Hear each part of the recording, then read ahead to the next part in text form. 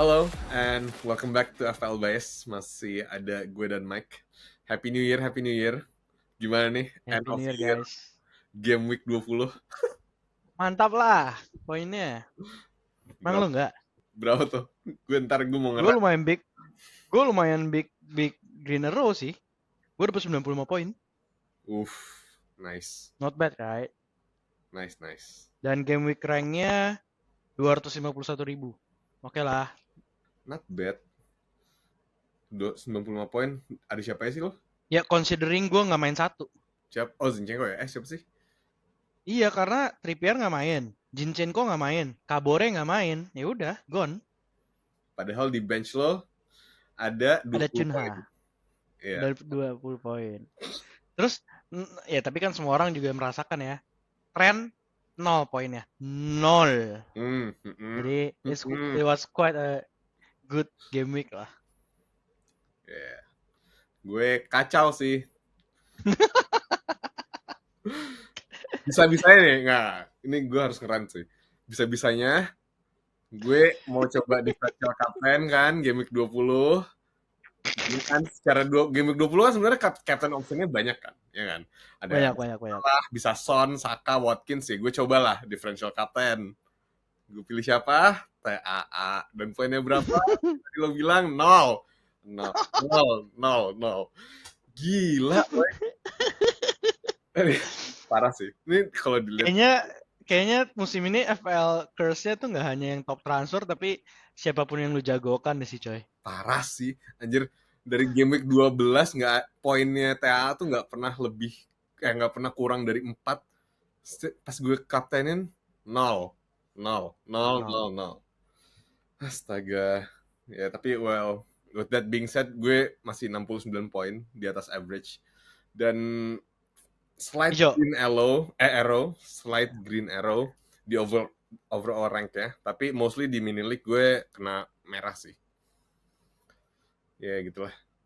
Ya karena kayaknya semua yang di mini league ya itu Foden lah, Alvarez lah, Salah lah, ya kan? Ya, salah kapten sih.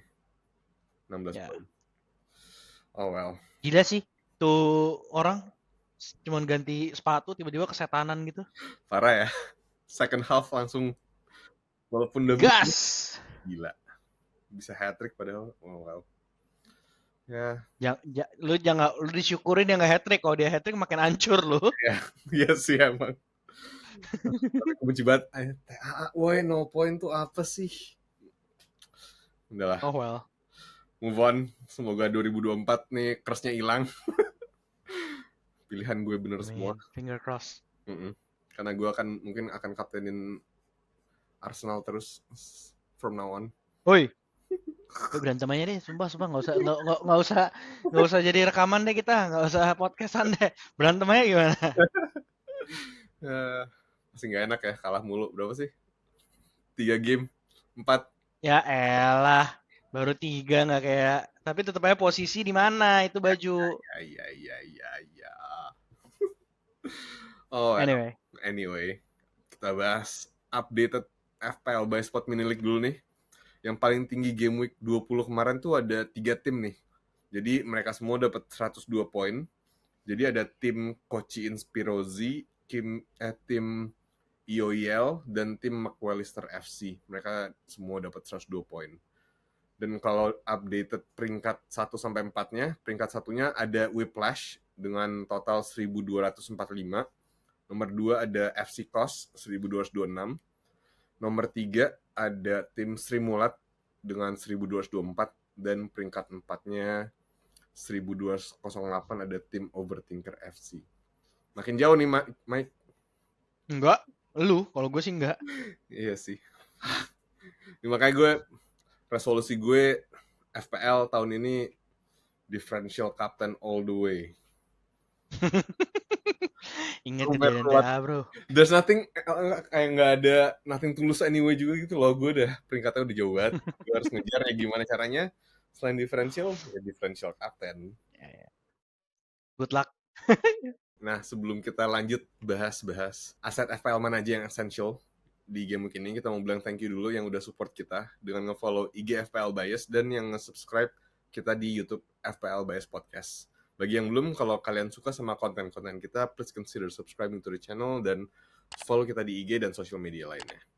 Nah, oke, let's discuss game week 21 karena game week 21 ini agak unik ya, Mike. Karena ini kan sekarang mid-season player. Game week-nya lama banget. Iya kan, karena dibagi 2 minggu. Jadi 5 fixtures akan dimainin di weekend ini, tanggal 13 sampai 14 Januari. Dan the next fixtures, the next 5, akan dimainin di minggu depannya, tanggal 20 sampai 23 ya kalau nggak salah. Nah, impact-nya apa sih buat kita sebagai FPL managers? Nah, impact-nya itu adalah kita nggak akan tahu nih gimana kondisi tim di minggu kedua pas menuju deadline besok. Ya kan, karena press con-nya tim yang akan main di minggu kedua, 10 tim itu, baru akan ada minggu depannya, which is setelah deadline FPL. Dan buat tim yang akan main di minggu kedua masih ada resiko ya, kayak biasalah, pasti ada training injury lah atau whatever. Jadi that could happen, dan masih ada beberapa tim juga nih yang akan main di FA Cup Replay minggu depan weekdays. Dan jangan lupa ini juga pergerakan poinnya makin liar. Ya, true. Benar. Pergerakan harga pemain. Cuman ada good point-nya, ada good side-nya. Berarti kan bagi pemain-pemain yang injury, ntar yang kita bahas tuh, mereka nggak akan miss game-nya terlalu banyak gitu. Jadi kita nggak harus benar-benar ngerombak squad habis-habisan. Itu juga berpengaruh pada AFCON kan. Nggak banyak gitu game yang mereka miss. Well, ada lumayan lah ya, tergantung negaranya kan. Ya.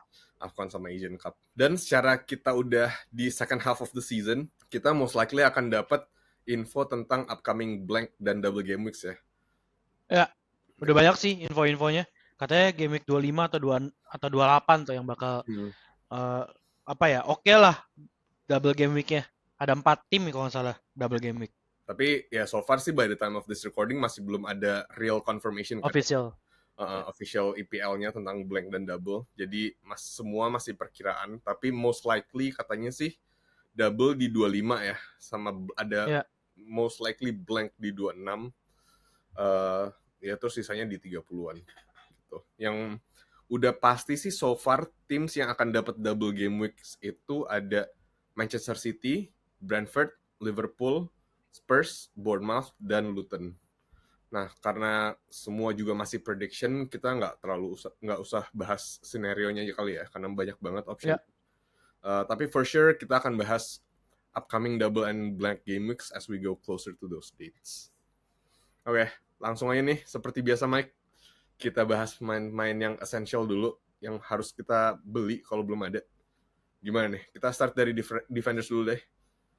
Siapa Mike yang essential? Sulit sih Pak, tapi ya itu udah pasti lah ya si Pedro. Itu udah nggak usah diomongin lah. Udah setiap minggu ngomongin Pedro mulu ya kan, nggak usah diomongin. Tapi gue kayaknya mau ngomong tentang defender Arsenal. Itu masih bisa lah gitu. I mean bounce back gitu. So, karena sekarang the whole team Arsenal tuh lagi bukan break sih, training camp lah, ya kan. Pasti ini udah performa buruk beberapa minggu berturut-turut, jadi pasti Arteta juga will do something lah gitu. Will do something tuh as in rotation atau gimana nih? Ya mungkin ada pendekatan one on one gitu kan. Kenapa bro? Forwarding ya, SP ya. Iya, SP bener. Jadi ya menurut gue sih nggak usah double, it will be too much, tapi one is enough gitu. Terus yang obvious pasti Estupinan nih menurut gue ya, dengan jadwalnya Brighton yang kayak begitu. So itu sih menurut gue yang esensial so far ya. Ya. Oke. Ya gue juga setuju sama Estupinan dan Pedro Porro of course. Gue paling nambahin aja sih, Estupinan kan akan lawan Wolves ya di game week 21 ini, dan itu di minggu kedua, dan itu juga setelah beberapa hari setelah Wolves main FA Cup Replay. Jadi kemungkinan pemainnya akan lebih capek dibandingkan pemain Brighton atau Estupinan. Dan Brighton juga kayak tadi lo bilang, Brighton tuh has the easiest schedule for defenders over the next 8 game weeks. Di FDR-nya kan cuma 2 tuh, FDR-nya 2 tuh in like 7 matches in 8 games. Jadi Brighton defenders punya higher chance of clean sheets di situ. Dan Estupiñán juga walaupun nggak punya playing time yang banyak season ini karena injury, dia punya decent stats nih. XGI per 90-nya itu 0,35. Jadi dengan fixtures-nya gampang dan high attacking upside, menurut gue sih kalau managers yang mau move on dari misal maybe Newcastle defenders atau paling yang underperforming Arsenal defenders atau Gak ya apa bro, underperforming pun masih tetap di atas MU gitu, nggak kelihatan. nggak kelihatan enak Don't, aja. don't start the game lah. Ya probably you guys can go look at his opinion sih. Ya kalau Poro ya of course week by week kita bahas dia mulu, capek sih. Dah, nggak usah dibahas. Minggu ini kan lawan MU, so ya maybe a chance of clean sheet is there. Dan yang most likely lebih mungkinnya sih Poro dapat attacking returns ya pas lawan MU. Gitu. Most likely. Ya, oke. Kita lanjut aja nih ke midfields. Siapa nih Mike? Nggak usah disebut lah, udah pasti semua orang punya Palmer, ya nggak sih? Ya. Terus Essential, Palmer, dan gue juga masih berani bilang Saka atau Odegaard sih. Ya. Bagusnya terlalu ini nih awal-awal tahun. Enggak, percaya gue percaya mereka akan bounce back. Saka ya? Karena sisanya, iya, dan yang paling obvious adalah Foden. Yes. Menurut gue, jadi ya itu sih. Karena sisanya ya the other obvious ya pasti kan Richarlison ya. Cuman gue nggak tahu deh. Tadi kayaknya kita sempat ngobrol sebelum ini Richarlison ownershipnya masih rendah ya. Masih di bawah 10% sih, masih kehitung Tapi ya differential. I believe by the deadline dia kayaknya udah meningkat drastis gak sih? Ya maybe, tapi karena kayaknya semua orang tuh masih hold juga gitu tentang Salah sama Son gitu. Mereka masih siapa sih gitu loh, ya kan? Kayaknya masih menurut minggu ini sih masih lebih kayak ngelihat dulu nih siapa aja sih yang bisa menggantikan mereka gitu loh. Terus Kayak pasti ada yang hipster gitu kan mencoba coba hold Salah sama Son gitu kan? ya, tapi sekarang sih dengan kondisi semua orang kayaknya pasti timnya lagi kena red flag semua, susah sih. Lumayan. Iya kan? Ya gue juga setuju sih Foden dan Palmer. Ya fun fact aja sih ini by the time of this recording Palmer udah transfer in-nya 917.000 orang. Dan Foden itu nomor 2, dia di 800.000 managers lebih yang udah beli mereka. Ya paling gue juga tambahin aja sih dikit-dikit tentang Foden dan Palmer. Foden juga sekarang formnya lagi gila kan recently, contributing either goals or assists in the last 4 matches for City across all competition. Pas lawan Huddersfield kemarin di FA Cup dia ngegolin 2, terus terakhir league match lawan Sheffield juga 2 assist kan. Dan dia juga jadi consistent starter featuring udah 17 in 18 league matches, dan interestingly dia bisa dapat points even dari bench di 2 pertandingan. Ya, minggu ini lawan Newcastle dan harusnya at least Foden dapat returns lagi ya, kayak wah udah tau lah ya Newcastle sekarang formnya gimana, lagi confidence crisis juga tuh kayaknya, kalah 5 kali in 6 Premier League matches, so ya.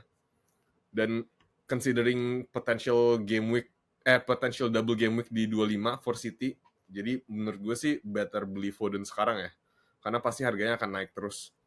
Dan tapi kita ngomongin esensial gitu dan kita ngomongin Foden. Ini fakta menarik sih, fun fact.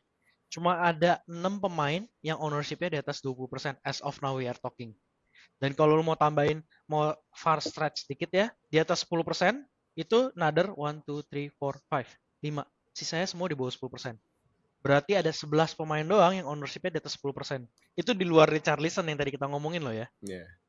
Jadi ini kayaknya mungkin bisa lumayan selama periode AFCON dan Asia Cup ini bakal lumayan break nih template-nya nih.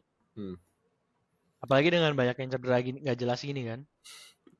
Ya, dan ya big assets cedera semua tuh kocak sih. Ya. Kayak I can see people malah, mungkin udah beberapa orang sih yang udah pakai wildcard-nya sih, wildcard keduanya. this early on. Berani banget sih. Beneran. Berani banget sih. Like I saw people udah kayak di Twitter udah kayak Ya karena mereka 8 sampai 9 sorry 6 sampai 9 unavailable players gitu. Lu mau navigate gimana mau minus 8 pun nggak bisa gitu loh. nggak mungkin ya. Dan wildcard template-nya juga sekarang karena gara-gara Haaland belum fit dan Asian Cup dan AFCON salah dan Son nggak ada, money in the bank-nya 11 juta 10 juta ada woy. Karena mereka emang mau save, kayaknya emang mau save buat mereka pas mereka balik ya. Tapi gila sih, ini kayak for the first time ever di game duit akan ada sebanyak itu pas mainin wildcard tuh gila sih. Agak aneh. Ya. Yeah. Oh, tapi again, speaking of Foden, the only caveat is, well, we know, the infamous Pep Roulette yang pasti akan lebih unpredictable lagi sekarang karena KDB dan Doku udah balik lagi, ya kan? Dan kita nggak tahu nih gimana ntar Pep, ya biasalah Pep kan suka bikin aturan aneh-aneh. Main-maininnya. Tapi kayaknya KDB juga belum, untuk game week 21 ini KDB belum itu sih, belum bakal lama sih mainnya. Paling cuma the last 20 minutes, 30 minutes gitu loh. Ya, yeah, true. Ya, even then kayak kemarin pas di FA Cup dia baru masuk langsung assist. Itu jelas sih. Oh well. Oh well. Yeah, well that's for Foden. Jadi hati-hati aja kalau beli juga pasti again the risk of Pep Roulette tuh pasti ada. Ya, dan Palmer well udah 30% ya sekarang ownership-nya. Nggak ada yang banyak kita iniin sih aside from dia paling penting di Chelsea sekarang. Dan lawannya akan Fulham at home, excluding the newly promoted teams tuh Fulham udah concede the highest number of goals in the league so far. So yeah, most likely Palmer. Padahal ada momen di mana Fulham tuh defense-nya kuat banget loh. Leno tuh terus-menerus clean sheet gitu. Yeah, true. Okay, well, I think that's for midfield. Langsung aja kita ke depan nih, forwards. Essential siapa ya, Mike? Menurut gue Watkins sama ini doang sih. Alvarez sih. Lo? Ya, sama sih. Aside from those two kayak nggak ada deh. Menurut lo? Sisanya bisa lebih ke arah differential sih menurut gue. True. Darwin gimana? What in man is a differential. Ya esensial sih kalau lu pengen nggak menang gitu, pengen dapat red arrow ya. Red arrow ya. Oh well. Lanjut aja lah ke differentials nih. Karena kayaknya strikers juga ya gitu-gitu doang sih, sama-sama aja week by week. Oke, differentials siapa aja nih, Mike? Gua akan ngomong Moreno kayaknya cukup menjanjikan sih. Dan ini mungkin secara percentage tinggi tapi nggak banyak yang punya Kyle Walker. Cuman ya it comes with a caveat ya, si Pep Roulette itu ya. Of course. Karena Gvardiol juga nggak segitu konsistennya, sekali yang main juga babak belur, ya nggak sih? Yeah, true. So ya, menurut gue itu. Dan our old friend Udogi. Again. Ya. Dia kan lawan MU loh tapi. Ya elah MU pak. Bisa aja. Lawan big teams menang loh mereka. MU ya kan. Lupakan. Oke. Kalau midfielders, differentials gimana, Mike? Gue Kulusevski sih. Somehow. Again. Gue bisa ngeliat, maksudnya Kulusevski di tengah tuh lumayan ganas, Pak. Dan lu lihat ya, Kulusevski sering banget nyetak poin-poin yang gak terduga gitu kan. Iya. Yeah. So, I put my bet on Kulusevski sih. Dan dengan hadirnya Warner, menurut gue itu agak obvious sih. Iya nggak sih? Untuk sampai Son balik ya. Depan, tengah Richarlison, kanan Brennan Johnson, di kirinya si Timo Werner. Posisi nomor 10-nya bakal di Kulusevski. Atau mungkin ntar dia ganti-gantian dengan Lo Celso. Menarik sih kalau kita lihat nanti. Jadi lo Kulusevski ya over Richarlison? Ya. Ayo. Ya, kalau kita ngomongin diferensial pasti Richarlison, Kulusevski. Tapi kalau kita ngomongin ceiling untuk eksplosif ceilingnya pasti Richarlison. Karena goal getternya Richarlison dan penalty takernya adalah Richarlison. Yeah. Oke. Terus kedua, menurut gue yang cukup diferensial adalah Diogo Jota sih. Itu agak obvious ya. Dengan gak ada yang salah, I think Diogo Jota bakal jadi ininya. Karena Diogo Jota tuh punya, Diogo Jota punya finishing gitu. Dia tuh bukan kayak yang nggak berguna kayak si Darwin atau yang cuma bisa gocek-gocek dan umpan kayak Diaz. Tapi Diogo Jota tuh emang dibeli dari Wolves dari dulu karena dia punya finishing, dia punya finesse-nya itu loh. Yang dicari sama Klopp. Setuju. So, I think Diogo Jota is a good shout sih. Ya. Setuju sih. Gue ini that's exactly my point sih. Gue juga milih Diogo Jota. Ini gue tambahin data-datanya aja nih. Diogo Jota kan udah 3 assist dan 1 goal. Walaupun dia main cuma only 60 minutes of action spread across 3 games kemarin setelah balik dari injury. Dan dari non-penalty XG-nya pun Jota nggak jauh beda nih sama Salah bagusnya from open play. Diogo Jota non-penalty XG-nya 0,42 dan Salah 0,47. Dan yang paling penting lagi sih, Jota's big chance conversion rate. Yes, itu as good as Salah, if not better sih actually. Jota 75% dan Salah 60%.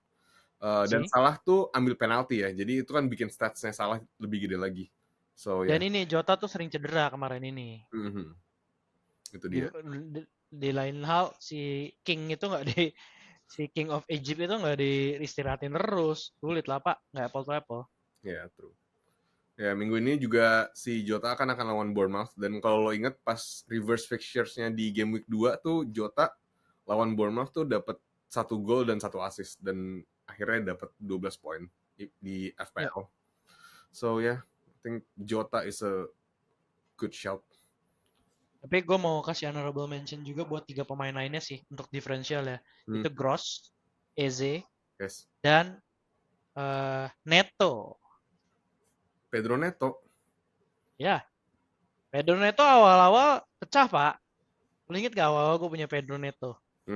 Ya. Terus habis itu dia cedera gitu. Apalagi sekarang dia udah mulai main, tapi Huang nggak ada. Menurut gue bisa jadi itu juga tumpuan lah.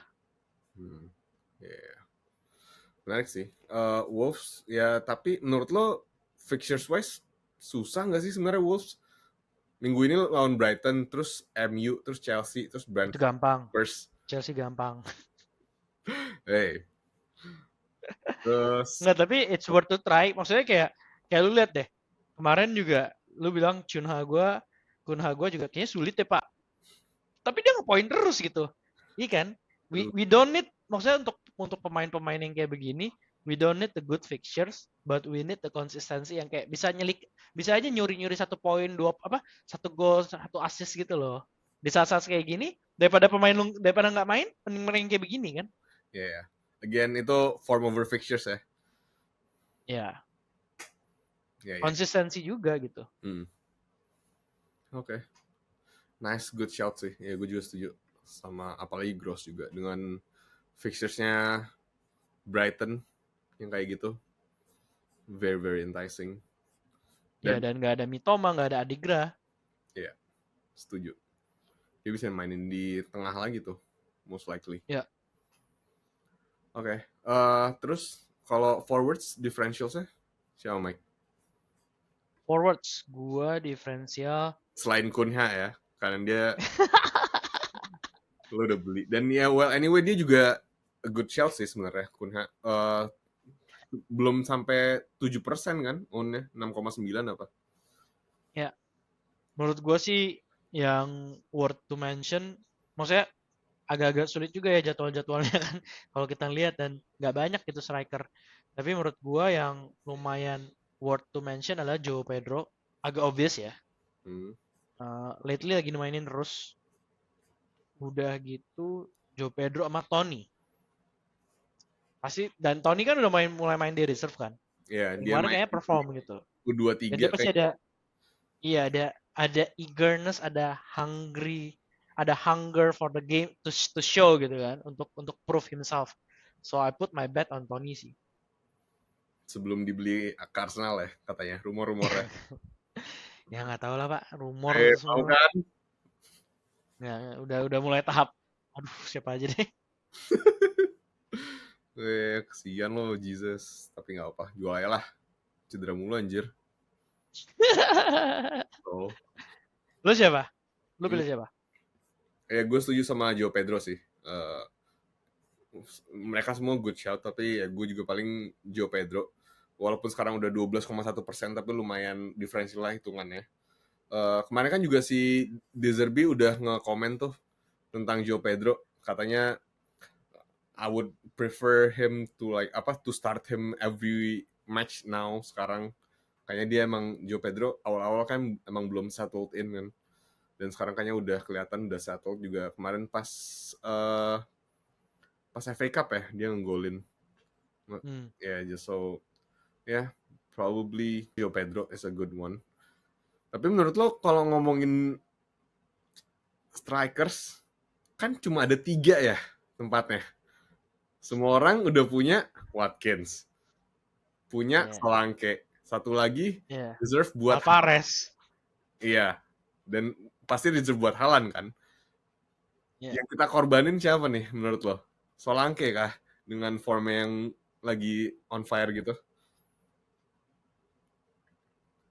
Nggak tahu sih. Gue mungkin Solanke sih, karena nggak punya duitnya. To be completely honest. Karena I think at one point si Solanke ini juga bakal redup juga, walaupun fixtures-nya di mana namanya? Di game week keberapa tuh, setelah game week keberapa tuh gila banget sih kalau lu lihat. Dia sebetulnya fixtures wise minggu ini dapat Liverpool, minggu depan dapat West Ham. Game week selanjutnya dapat West Ham. Habis itu Nottingham sama Fulham. Itu 2 oke. Tapi habis itu dapetnya sulit nih Newcastle sama City. Tapi setelah itu kacau banget, Pak. Burnley, Sheffield, Wolves, Everton, Crystal Palace, Luton, MU. Itu semua I can see a lot of goals gitu. Or assists lah at least. True. So, agak-agak pedang bermata dua sih.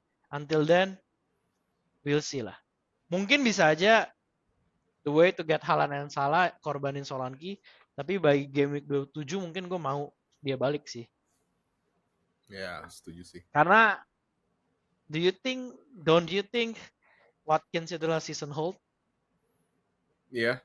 Iya kan? Iya banget. Iya, exactly. Oke, kalau gitu kita lanjut aja nih ke segmen terakhir, hold or sell. Pertama, dari tim lo dulu deh. Arsenal defense. Gue ada Gabriel, lo ada Zinchenko, some people have Saliba, some people even have double defense Arsenal. Gimana nih? Hold or Tadi sell? gue udah bilang, hold.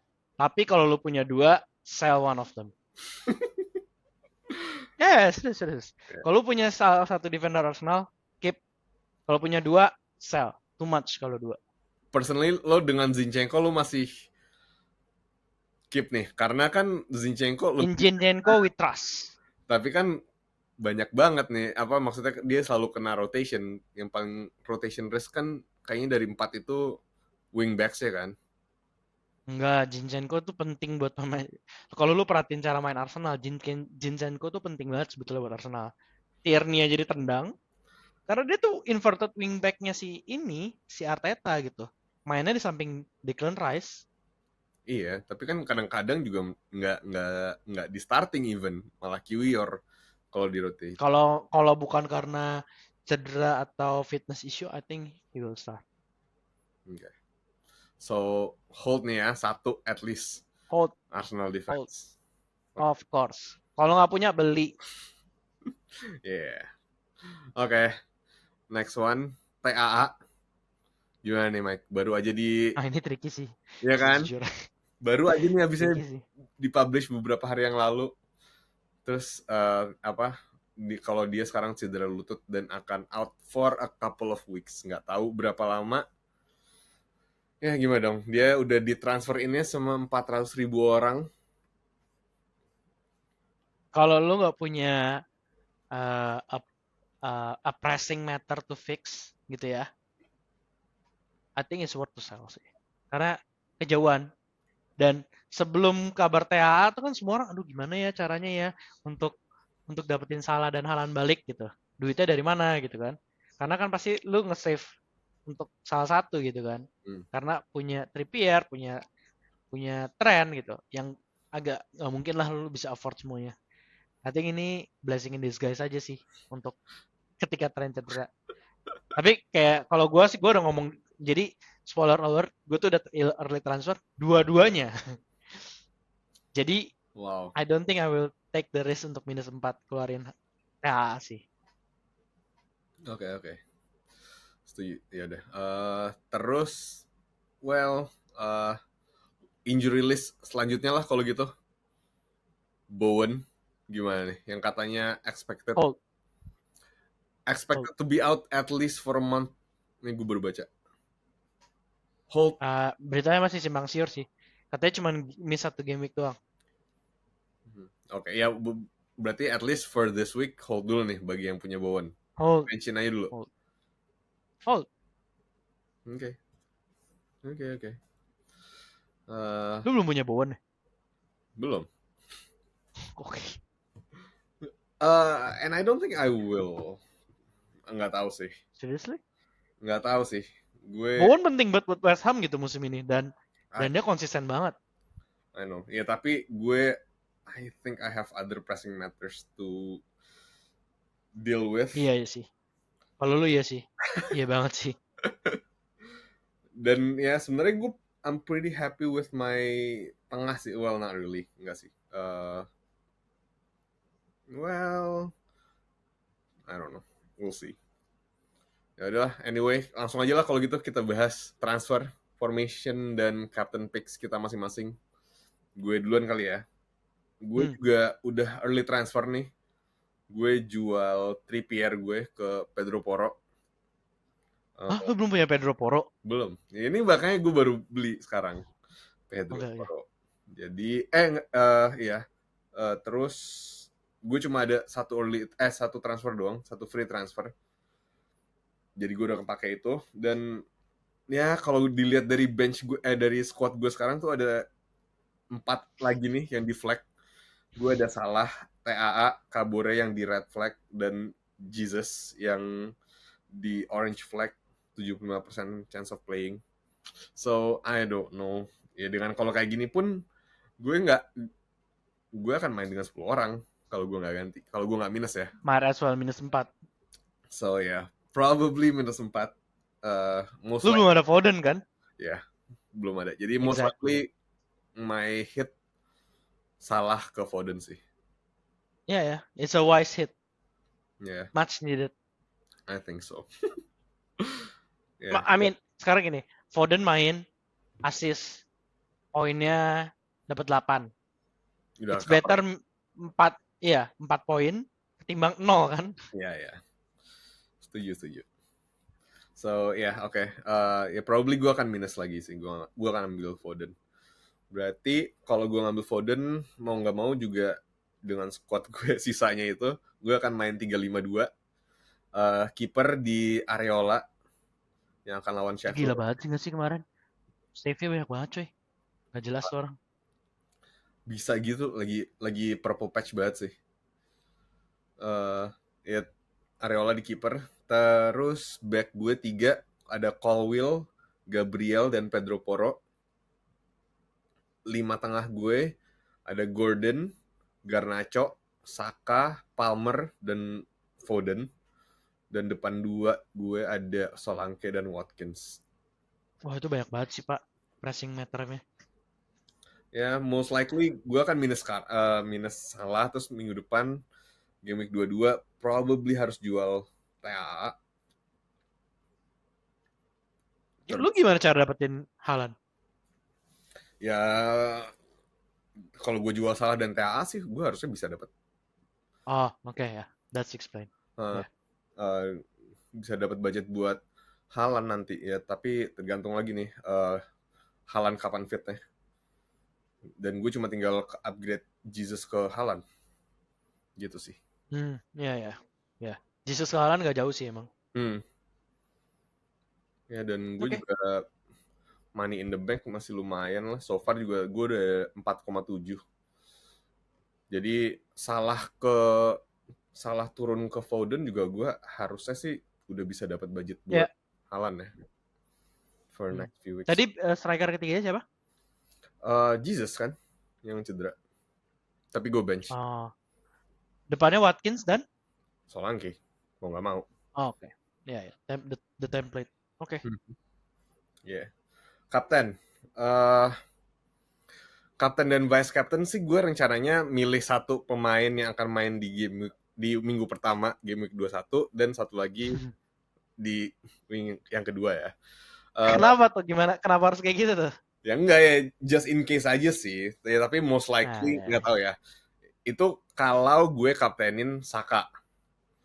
Kalau gue kaptenin Saka, dia akan main di minggu kedua kan. Jadi gue kapten Saka, most likely vice-nya akan di Palmer gitu. Yang akan main di week pertama gitu sih. Ya tapi nggak tahu. Ya, pokoknya dua orang inilah antara kapten dan vice captainnya.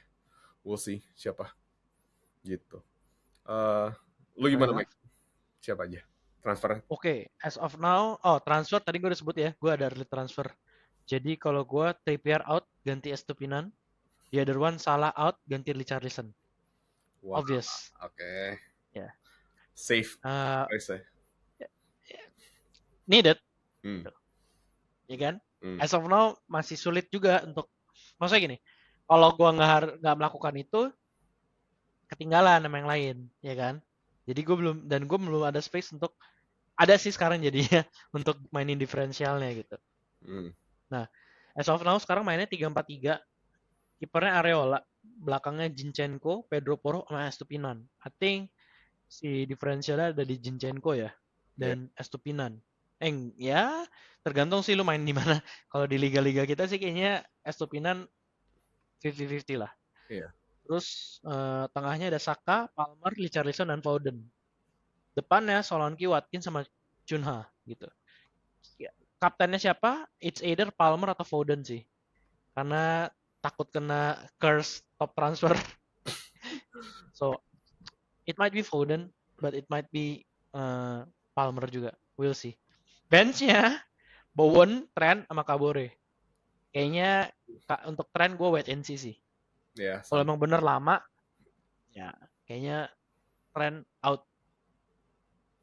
Dan itu kabar bahagia sih. Jadi gue bisa facilitate Haaland dan Salah nanti. Karena as of now gue cuma bisa facilitate satu doang gitu. Oke, yeah. Oke, gue punya pertanyaan nih sebelum kita close. Lu rencananya bawa balik Haaland kapan? As soon as he's fit, I think. Ya, nggak game week ini? Nggak akan game week ini sih. Nggak ada. Kalau gue maksain dia game week ini, gue harus kayak minus 8 maybe. Oh ya, yeah, I don't think it's worth it. Or even 12, so ya. Yeah. Mau nggak mau sih, ini aja gue akan minus 4 kan. So, most likely gue akan di game week 22. Ya, fair enough. Gitu. Lo kapan? Sama, tapi nggak tahu ya. Kayak game week 22-nya siapa sih? Mereka dapat Burnley. Ya, I think game week 22 sih. Iya kan. Dan untuk navigate untuk double game week di 25 yang potensial double game week, I think I want Foden dan Haaland sih. Of course ya, karena kalau double game week City dengan satu orang doang, which is like Haaland doang tuh nggak akan ngaruh, nggak sih, ya kan? Yeah, exactly. Karena lo harus ada pendamping ya, kalau nggak ya we're in the same boat sama everybody else, so like. Dan jangan lupakan Pep Roulette. Ya. Gitu. Oke. Well, I think that's our time for today. Thank you so much yang udah nonton atau dengerin kita sampai habis. Reminder sekali lagi, kalau deadline game week 21 itu ada di hari Sabtu 13 Januari jam 1.15 subuh WIB. Jadi better set squad kalian itu di hari Jumat ya, tanggal 12 Januari. Jangan lupa juga buat subscribe YouTube FPL Bias, dan kita juga ada di TikTok, X, dan Threads, so make sure buat follow itu semua. kita akan balik lagi minggu depan ya, buat bahas Game Week 21 yang minggu pertamanya, dan maybe bahas early wildcard option, dan of course kita Januari, kita harus ngomongin January transfer sih. Ya, sure. Oke, Mike, thanks for your time. Good luck buat semua. See you next time. Good luck guys. Bye. Bye.